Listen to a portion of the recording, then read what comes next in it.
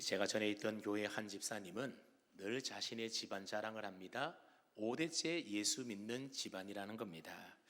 들어보면 그 집사님의 집안에는 목회자들이 참 많이 배출되었고 또 덕망 있는 장로님들도 많이 나온, 그러고 보면 참 훌륭한 믿음의 가문이었습니다. 그러니 여러분 자랑할 만하지 않습니까? 근데 정작 그분이 신앙생활하는 모습을 가만히 보면 영 아니거든요. 그래서 그 사람의 믿음과 그 집안의 신앙의 연수가 꼭 비례하는 것은 아니구나, 그런 생각을 한 적이 있습니다. 그럼 이것은 한 집안의 신앙의 연수뿐만 아니라 우리 개인의 신앙 연수도 마찬가지입니다. 여러분, 우리 신앙의 연수가 쌓이면 그 연수에 비례하여 우리의 믿음도 더 성장하고, 그래서 하나님께 은혜와 복을 더 많이 누리며 살면 얼마나 좋겠습니까? 근데 꼭 그런 것만은 아니더라는 겁니다. 성경에 보면 주님을 생전 처음 만났음에도 불구하고 우리 주님께로부터 마음에 품은 소원을 응답받은 복과 은혜를 누린 사람들이 참 많지 않습니까? 예를 들면 나병 환자라든지 또는 중풍병자 또는 12의 혈류증을 앓았던 여인, 베데스다 목가에 38년 된 병자, 또 키 작은 삭개오, 이런 사람들은 이전에 예수님을 만나본 적이 없고 그때 한번 예수님을 만났음에도 불구하고 그들은 마음에 품은 소원들을 다 이루고 우리 주님께로부터 은혜와 복을 누렸다라고 하는 겁니다. 하지만 그 반대로 오래전부터 예수님을 알았지만 주님이 주시는 은혜와 복을 하나도 받지 못한 사람들도 있더라는 겁니다. 그 대표적인 사람이 예수님의 고향 사람들인 나사렛 사람들입니다. 마태복음 13장에 보게 되면 예수님께서 고향 나사렛 회당에 방문하여서 그곳에서 말씀으로 사람들을 가르쳤습니다. 근데 그곳 사람들이 예수님의 말을 듣지 않고 예수님을 오히려 배척하고 예수님을 낭떠러지에서 떨어뜨리려고 했던 적이 있습니다. 그러자 예수님은 그들의 믿지 않음으로 말미암아 그곳에서 많은 능력을 행하지 않았다, 그런 말씀이 있습니다. 그러니 여러분 보십시오. 신앙의 연수가 많다고 예수님을 안 지 오래되었다라고 해서 꼭 그 사람이 하나님의 은혜와 복을 더 많이 받아 누리는 것이 아니더라고 하는 사실입니다. 오늘 본문도 그러한 사실을 우리에게 잘 교훈해주고 있는 말씀입니다. 오늘 본문은 다윗이 하나님의 계를 다윗성으로 옮기는 과정 가운데 있었던 한 사건이 기록되어 있습니다. 오늘 본문 앞장에 보게 되면 다윗은 이제 통일 이스라엘의 왕으로 등극하게 됩니다. 이전에는 유다 지파의 왕이었었는데 이제는 온 이스라엘 12지파의 왕이 되었습니다. 이제 왕이 된 다윗은 여부스 사람들이 살고 있었던 예루살렘을 정복하게 되었고, 그리고 그곳 이름을 다윗성이라 부르면서 그곳을 이스라엘의 수도로 삼게 됩니다. 그러자 나라와 왕위가 안정되고 평안해졌습니다. 여러분, 나라와 왕위가 평안하고 안정이 되자 다윗은 그동안 늘 꿈꿔왔던, 그러나 실행하지 못했던 하나님의 언약궤를 다윗성으로 모시고 오는 일을 실행하게 됩니다. 그래서 다윗은 하나님의 언약궤가 어디 있는지를 수소문하게 됩니다. 그리고 마침내 찾았다는 전가를 받게 되는데, 여러분, 하나님의 언약궤가 그 당시 어디 있었다고 말을 합니까? 바알레 유다, 또 다른 성경에 보면 기란 여아림이라고 불리는 아비나답의 집에 있었다는 겁니다. 그렇다면 하나님의 언약궤가 왜 아비나답의 집에 있었던 것일까요? 엘리 제사장의 두 아들이었던 홈리와 비나스가 블레셋과의 전쟁터에 나아갈 때에 법궤를 메고 나아가면 우리가 이길 줄 알고 나갔다가 블레셋에게 법궤를 빼앗기지 않습니까?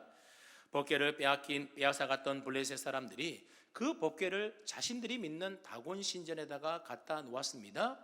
그런데 어찌 된 일인지 그 다음날 가보았더니 다곤 신의 머리와 팔이 다 부러져서 내동댕이 쳐 있는 겁니다. 그리고 그 블레셋 땅에 재앙이 내리기 시작했습니다. 법궤가 가는 곳마다 지독한 종기 재앙이 임하게 되었고, 그래서 블레셋 방백들은 하나님의 이 이스라엘에서 온 이 법궤 때문에 이런 일이 생겼구나. 그래서 그들은 다시 의논해서 법궤를 이스라엘 땅으로 돌려보내게 됩니다. 그리고 그 법궤가 베스메스로 돌아왔을 때에 그곳 사람들이 법궤 안을 들여다보다가 70명의 사람들이 한꺼번에 한순간에 죽는 일도 있었습니다. 그 후에 하나님의 법궤는 기란 여아림에 있는 레위 사람 아비나답의 집으로 옮겨지게 되었고, 그 후에 그곳에서 지금까지 계속 하나님의 언약궤가 이 아비나답의 집에 있었던 겁니다. 자그마치 얼마 동안 있었는가? 사무엘상 7장 2절 말씀에 보았더니 법궤가 아비나답의 집에 20년 동안 오래 있었다, 그런 말씀이 기록되어 있습니다. 그런데 여러분, 그때는 아직 사울조차도 왕이 되기 이전 시대입니다. 사무엘, 지금은 사무엘하 6장인데 그때는 사무엘상 7장이니까는 아주 오래전의 일인 거죠. 그때는 사무엘이 사사로 있었던 시대입니다. 계산을 해보니까는 오늘 본문은 그때로부터 약 50년이 지난 시점의 이야기입니다.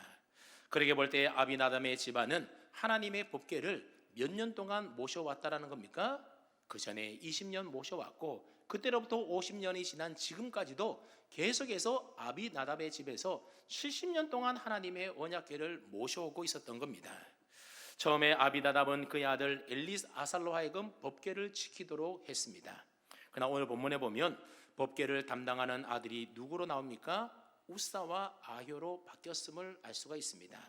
근데 오늘 보면 3절 말씀에 보면 이 우사와 아효라는 사람이 아비나답의 아들로 소개되고 있는데, 일부 학자들에 따르게 되면 그들은 아비나답의 아들이 아니라 손자들이라고 이야기를 합니다. 아들이라고 하기에는 너무나 나이 차이가 많이 난다는 거죠. 그리고 아들에 해당되는 이 히브리 단어인 벤이라고 하는 단어가 아들이란 뜻 외에도 손자를 말할 때도 이 벤이라고 하는 단어를 쓴다는 겁니다. 정확하게 이 사람이 아들인지 아니면 손자인지 사실 성경상으로는 명확하지가 않습니다. 그리고 만약 우사와 아효가 아비나답의 아들이라고 한다면 그들은 나이가 벌써 70년이 지나고 그래서 나이가 참 많기 때문에 수레를 끌지 못할 것이라는 겁니다. 여러분, 그렇게 본다면 아비나답의 집안은 70년 동안 3대 거쳐서, 아니면 어쩌면 4대 거쳐서 하나님의 이 여호와의 언약궤를 모셔왔던 집안임을 알 수가 있습니다. 여기서 우리가 한 가지 좀 짚고 넘어갈 것은, 정황상으로 본다면 이 우사와 아효라는 사람이 아비나답의 손자처럼 물론 보이기는 하지만 그래도 우리말 성경에는 아들로 번역되고 있기 때문에 아비나답의 아들로 오늘 설교를 계속 이어갈까 합니다. 아무튼 다윗은 하나님의 언약궤가 기란 여아림 아비나답의 집에 있다라는 소식을 듣게 되었습니다. 그리고는 즉시로 하나님의 궤를 모셔오기 위한 만반의 준비를 갖추게 되었고, 거국적인 행사로 그 일을 진행하게 됩니다. 오늘 1절 말씀해 보니 이때 다윗이 법궤를 옮기는데 동원한 인원이 몇 명이었음을 알 수가 있습니까? 3만 명의 무리들을 모았다 말하고 있습니다. 여러분, 법궤 하나 옮기는데 무슨 3만 명의 사람이나 필요하겠습니까? 근데 다윗은 하나님의 궤를 옮기는데 그 마음이 그만큼 진심이었다라는 겁니다. 열과 성을 다해서 하나님의 법궤를 모셔오려고 했던 겁니다. 그랬기에 다윗은 자기가 할 수 있는 최선의 것으로 법궤를 모셔오기 위한 준비를 했던 겁니다. 그리고 법궤를 옮길 때에 사용할 만한 새 수레를 또 마련했습니다. 다윗이 직접 하나님의 언약궤가 있었던 바알레 유다로 거기로 가서 하나님의 궤를 모셔오게 됩니다. 5절 말씀에 보면 그때 다윗과 온 이스라엘 사람들이 잣나무로 만든 여러 가지 악기들과 또 당시에 동원할 수 있었던 모든 악기들을 총동원해서 하나님을 찬양하면서 그 뒤를 따랐다 말하고 있습니다. 여러분, 이러한 사실이 뭘 말하는 것이겠습니까? 다윗은 자신이 할 수 있는 가장 좋은 것으로 최선의 방법으로 열과 성을 다해서 하나님의 궤를 모셔오려고 지금 하고 있다는 사실입니다. 그러니 하나님을 향한 다윗의 진심 어린 열정이 얼마나 돋보이는 장면입니까? 근데 여러분, 어떤 일이 생겨납니까? 아비나답의 아들 우사와 아효가 이제 법궤를 실은 새 수레를 몰게 되었는데, 나곤의 타작마당이라는 곳에 이르렀을 때에 갑자기 이 수레를 몰던 소들이 날뛰기 시작하는 겁니다. 왜 그랬는지 모르겠습니다. 그러다 보니 수레에 있던 하나님의 궤가 기웃덩거리게 되었고 결국 수레 바깥으로 떨어질 지경까지 놓이게 되었습니다. 그러니 어떻게 하겠습니까? 그 옆에서 있었던 우사라는 사람이 궤가 떨어지지 않도록 그만 궤를 꽉 붙잡았던 겁니다. 여러분들도 한번 생각해 보십시오. 하나님의 성물을 옮기는데 그것이 그냥 땅으로 떨어지면 굴러지거나 깨지면 안 되니까 손으로 붙잡아야 되는 것 아니겠습니까? 그러자 하나님이 그 자리에서 우사를 쳐서 우사가 그 궤 곁에서 죽었다 말하고 있습니다.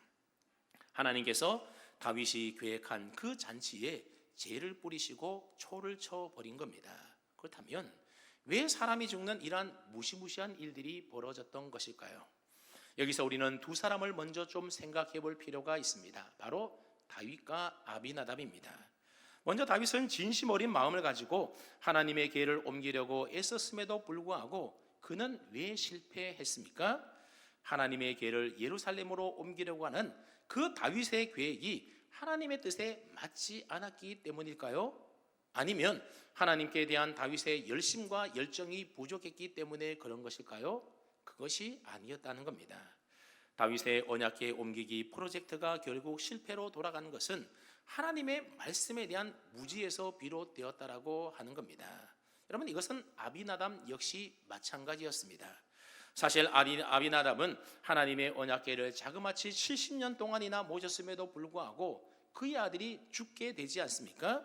그러니 아비나답의 입장에서는 하나님께 항변을 할 만도 했을 겁니다. 하나님, 지금껏 우리 집안이 하나님의 언약궤를 어떻게 모셔온 줄 하나님 잘 알지 않습니까? 70년 동안 3대 4대에 거쳐서 하나님의 궤를 모시고 열심히 돌보며 섬겨왔는데 어떻게 내 아들을 죽게 하실 수가 있습니까? 하나님 도대체 왜 이러십니까?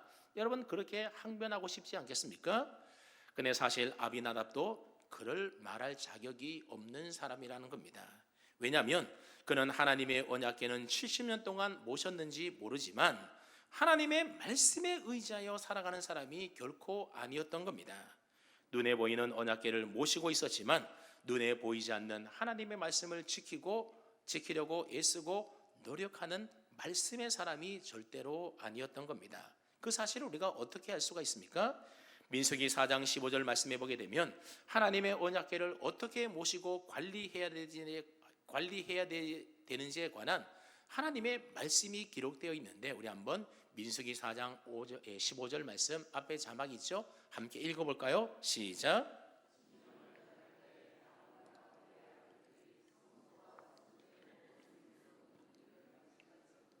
그와 자손들이 와서 맬 것이니라.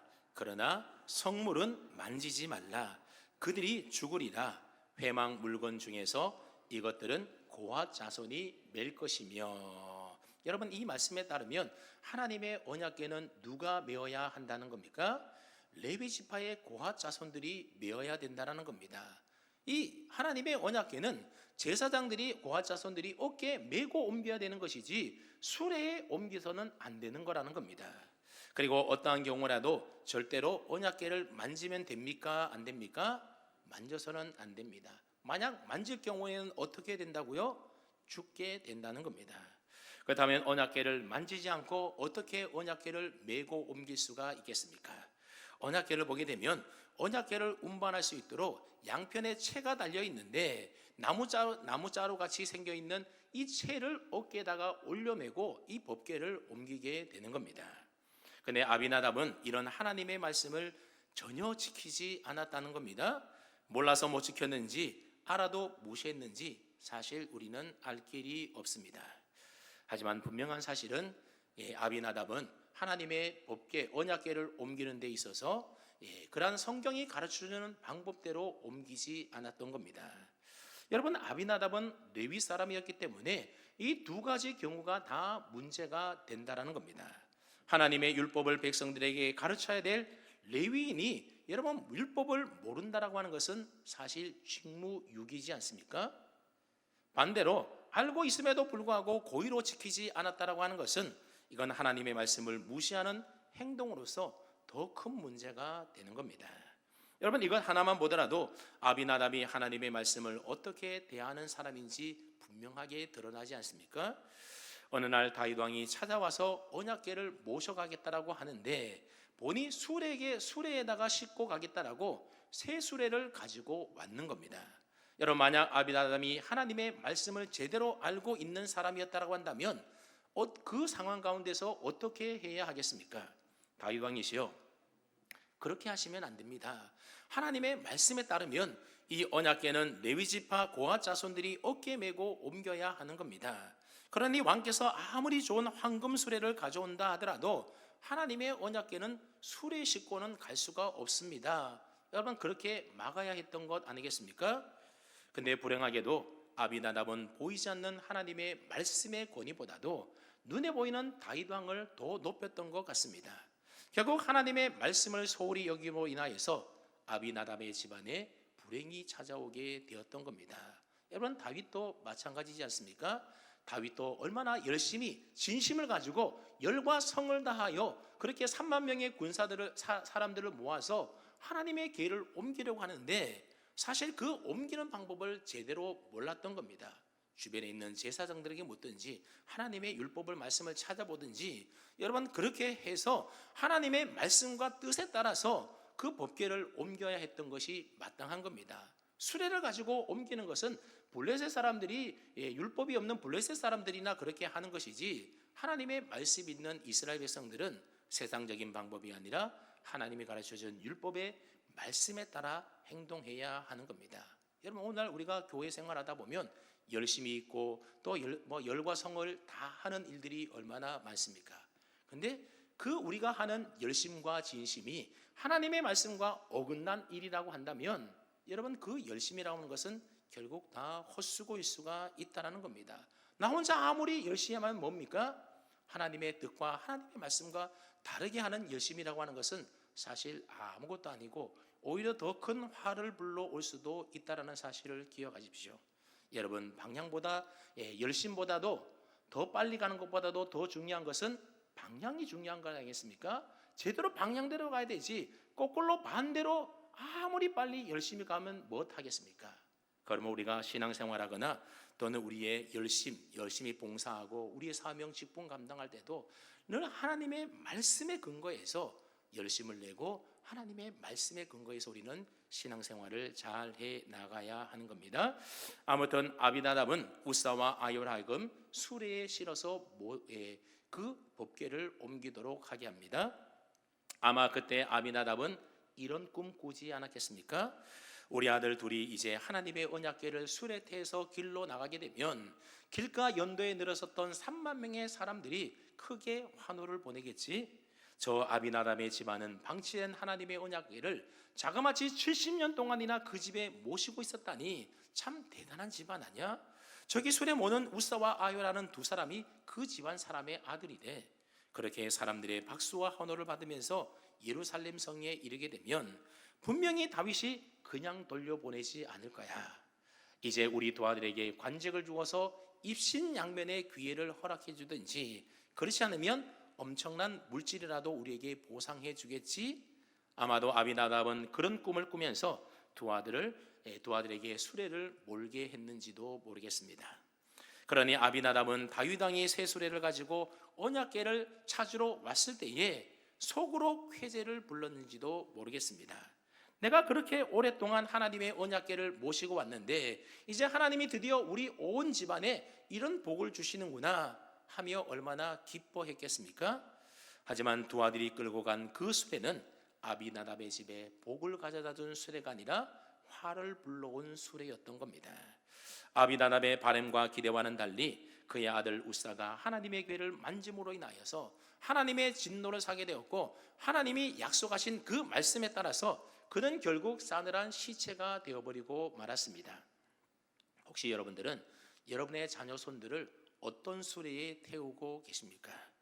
오늘 이 시대의 많은 부모님들이 자녀 손들을 출세와 성공의 수레에 태우고 싶어 하지만 하나님의 말씀의 수레에 태우려고 애를 쓰지는 않는 것 같습니다. 세상의 성공과 출세를 위해서라면 하나님의 말씀에서 벗어나서 적당히 세상과 타협하고 세상 풍조에 편성하며 살아도 다들 그렇게 살아간다면서 우리는 별로 대수롭게 여기지 않는다는 겁니다. 하지만 여러분, 이건 대단히 위험한 일입니다. 우리 자녀들이 세상적으로 성공하고 출세하는 것이 중요한 일이 아니라 하나님의 진리의 말씀을 삶의 표준과 기준으로 삼고 살아가도록 하는 것이 정말로 중요한 겁니다. 우리의 자녀들을 여러분 세상의 수레에 실어서는 결코 안 된다는 겁니다. 말씀의 수레 위에 세워야 될 줄로 압니다. 여러분, 하나님의 언약궤 안에는 무엇이 있습니까? 하나님의 언약의 말씀인 바로 두 돌판이 그 법궤 안에 들어 있습니다. 근데 아비나답은 하나님의 언약의 말씀이 들어있는 그 언약궤를 70년 동안이나 모시고 살아가고 있으면서도, 다시 말하면 하나님의 말씀을 계속 모시고 살아감에도 불구하고 정작 그들의 삶이나 그들의 행실이라고 하는 것은 하나님의 언약의 말씀에서 떠나서 하나님의 말씀과 상관없는 삶을 살아가고 있었다라는 겁니다. 그러니 여러분, 아비나답의 집안이 아무리 언약궤를 70년 아니 그 이상을 모시고 살았다 하더라도 그것이 그 집안의 무슨 자랑거리가 되며 무슨 복이 되겠습니까? 하나님의 말씀에서 떠난 것은 사실 아무것도 아니라는 겁니다. 오히려 언약궤를 그 모신 일이 나중에는 독이 되고 말았습니다. 그러므로 서두에 말씀드린 것처럼 우리의 가문은 몇 대째 예수 믿는 집안이고 우리 집안에는 목회자가 몇 명이고 중직자가 몇 명이다, 사실 자랑일 게 아무나도 없는 겁니다. 여러분, 교회 다니는 것 자체가 우리의 자랑이 되어서는 참으로 곤란한 것입니다. 성경책 들고 교회 다닌다고 해서 다 성도가 아니고 신앙의 영조가 오래되었다고 해서 하나님의 자녀가 저절로 되는 것이 결코 아닌 겁니다. 예수님을 구주로 믿고 하나님의 진리의 말씀을 늘 사모하며 깨달아서 그 말씀을 내 삶의 등불이요 내 인생의 가치관으로 삼고 그 말씀대로 지켜 행하는 자가 참된 성도요 하나님의 자녀인 것입니다. 그렇다면 여러분, 우사가 죽게 되자 언약궤는 이제 어떻게 되었습니까? 우사가 죽자 다윗은 혼비백산하여 두려워 떨면서 다윗성으로 그만 돌아가 버리고 말았습니다. 다윗과 함께했던 3만 명의 뽑은 무리들도 다 도망가고 그냥 자기 집으로 돌아갔습니다. 70년 동안 언약궤를 모셨던 아비나답은 죽은 아들의 시신을 부여잡고 울며 자기 집으로 돌아갔습니다. 결국 하나님의 언약궤만 길가에 덩그러니 남아 있었습니다. 그렇다면 하나님의 언약궤는 이제 어디로 갑니까? 누가 모셔갑니까? 10절 말씀해 보았더니 가드 사람 오벳에돔이 자기 집으로 메어갔다 말하고 있습니다. 여러분, 여기 말하면 오벳에돔은 어디 사람이라고 말하고 있습니까? 가드 사람이라는 겁니다. 이 가드라고 하는 것은 블레셋의 수도를 말하는데, 이것으로 볼 때에 오벳에돔은 어디 사람이라는 겁니까? 블레셋 사람, 가드 사람, 블레셋 사람, 이방 사람임을 알 수가 있습니다. 이 오벳에돔이라는 이름의 뜻이 뭔가 하면 에돔의 아들 혹은 에돔 신의 예배자라는 뜻을 가지고 있습니다. 이것으로 볼 때 오벳에돔의 아버지는 에돔 신을 섬겼던 우상 숭배자였던 것 같습니다. 그러니 그 집안은 사실 하나님 앞에 자랑할 것이 하나도 없는 그런 우상을 섬기던 집안이었던 겁니다. 그는 마치 아브라함이 우상을 섬기던 곳에서 떠나서 하나님이 지시하는 땅으로 이주해 갔던 것처럼 그 역시도 우상의 도시와 우상 숭배자인 아버지의 집이었던 가드를 떠나서 여호와 신앙을 가진 신실한 믿음의 사람이 되었던 것처럼 보입니다. 여러분, 다윗 시대에 보면 블렛 사람이라는 사람이 있습니다. 이들은 블레셋 출신의 용병들인데 다윗의 경호를 맡았던, 다윗에게 충성을 다했던 친의 부대 사람들이 바로 블렛 사람입니다. 그러니까 이 블렛 사람들은 블레셋 사람이었지만 전부 다 이스라엘로 귀환해서 그들은 다 하나님을 믿는 신앙을 가졌던 신실한 사람이었다는 겁니다. 어쩌면 오벳에돔은 블레셋 출신이었지만 다윗에게 충성을 다하고 여호와 신앙을 갖고 있었던 이 블렛 사람이었을 것으로 추정이 되어집니다. 그는 아마도 다윗이 언약궤를 모실 때에 뽑혔던 그 3만 명 중에 한 사람이었던 것 같습니다. 그가 보니 언약궤의 수레가 몰던 자가 죽으면서 큰 소동이 일어난 겁니다. 다윗은 급히 돌아가고 많은 사람들이 다 흩어져서 도망가는데 보니 언약궤만 덩그러니 놓여 있는 겁니다. 그곳에 있던 모든 사람들이 하나님의 그 언약궤를 다윗성으로 모셔가기 위해서 그 자리에 왔는데 그런 소동이 일어났더니 다 그 언약궤를 버리고 도망치고 하나도 남은 사람이 없더라는 겁니다. 그때 오벳에돔의 마음에 무슨 생각이 들었을까요? 오벳에돔이 하나님의 언약궤를 자기 집으로 모셔간 것으로 볼 때에 아마 그는 이런 생각을 하고 모셔갔던 것 같습니다. 하나님, 나는 이방인이고 우리 집안은 아무것도 자랑할 것 없는, 우리 부모님은 우상 숭배하던 자입니다. 저는 이렇게 부족하고 연약한 자인데 우리 집안은 그런 집안인데 그런데도 제가 이 하나님의 언약궤를 모셔가도 될까요? 그런 생각에 주저주저하다가 여호와 궤를 모시고 가서 돌보려는 사람이 아무도 없게 되자 오벳에돔은 궤가 실은 수레를 끌고 자기 집으로 가게 되었던 겁니다. 그렇게 해서 그날부터 언약궤는 오벳 에돔의 집에 모시게 되었습니다. 그냥 놀라운 일이 벌어지게 됐는데 어떤 일이 벌어졌다고 합니까? 우리 함께 11절 말씀을 함께 읽어봅니다. 11절입니다. 시작.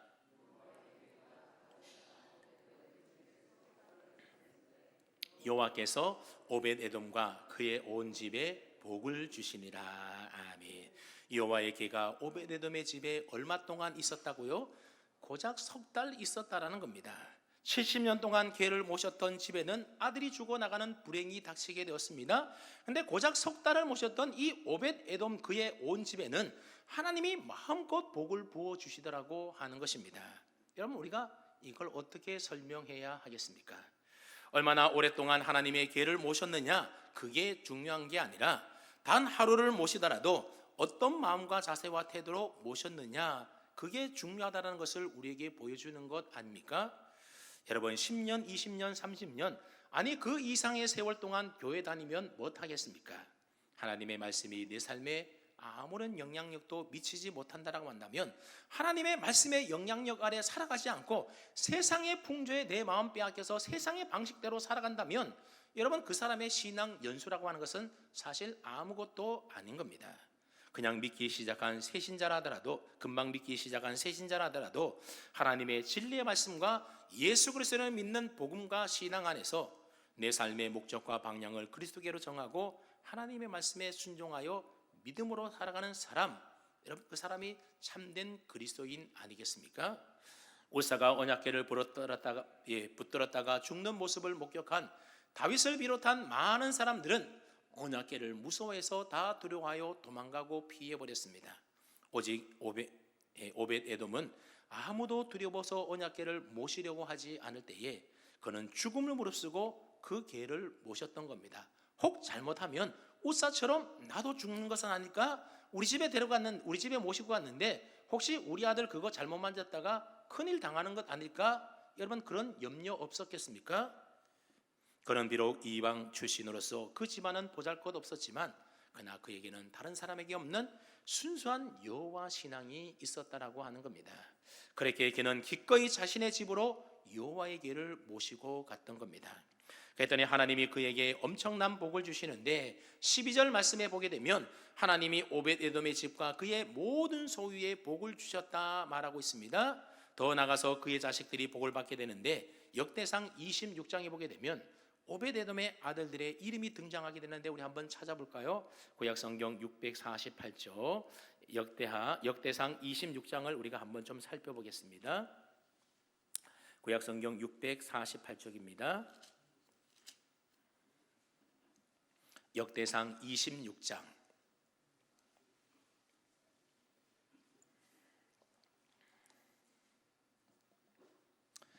역대상 26장 4절과 5절 말씀을 보게 되면 오벳 에돔의 8명의 아들들의 이름이 나오게 됩니다. 근데 5절 마지막 끝에 한번 보십시오. 5절 마지막 끝에 봤더니 이는 하나님이 오벳 에돔에게 복을 주셨으리라 그렇게 말씀하고 있습니다.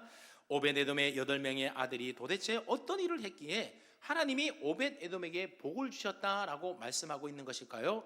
1절 한번 위에 보시게 되면 단락의 제목이 파란 글씨로 적혀 있는데 뭐라고 적혀 있죠? 성전 문지기, 그렇게 단락 제목이 적혀 있습니다. 그러니까 오벳 에돔의 8명의 아들들은 모두가 다 하나님의 성전 문지기로 봉사했다라는 겁니다. 특별히 8절 말씀을 한번 보십시오. 8절을 보시면 우리 8절 함께 읽어볼까요? 시작.